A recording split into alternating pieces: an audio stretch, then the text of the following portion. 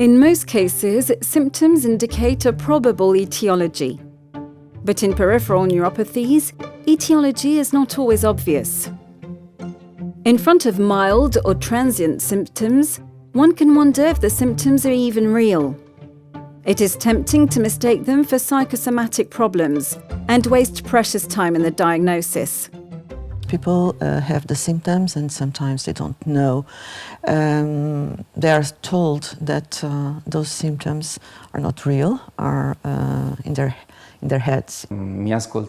They didn't really listen to me, and I even didn't believe in myself, because when a professional tells you that you're distracted or that there's nothing wrong with you, that you are fine and that the problem is yours, that it is in your head, you think,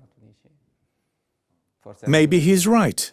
Then it is critical to listen to the patient and ask the right questions.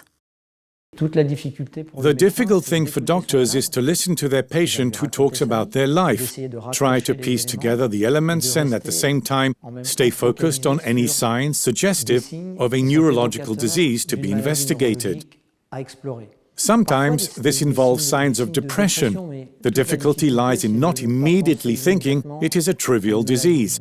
Forgive me, such as depressive syndrome in a person who works a great deal and is normally tired, and so on. No, it could be something else. The key to an early diagnosis is also in a well-conducted clinical examination. The basics of neurological examinations are crucial. Watch how the patient walks, watch their feet, quickly look at their motor skills and sensitivity, then check their reflexes. That is the least that can be done. The world of neuropathies is quite complex. There are multiple etiologies and ports of entry. Of course, in cities, you'll see what is toxic, what is diabetic, and so on.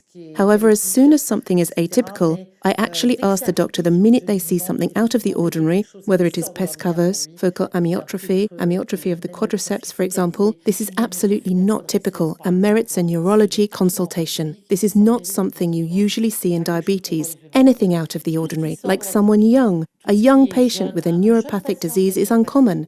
A young 15-year-old patient who is not diabetic, who does not drink alcohol, etc., who is seen in a consultation by a doctor who detects a neuropathy should be referred to a neurologist. It can be an acquired neuropathy or CIDP that appears. You can clearly see that in young people. It can be a genetic neuropathy. You don't know, but they must be referred. I think that you should still easily refer them to a neurologist.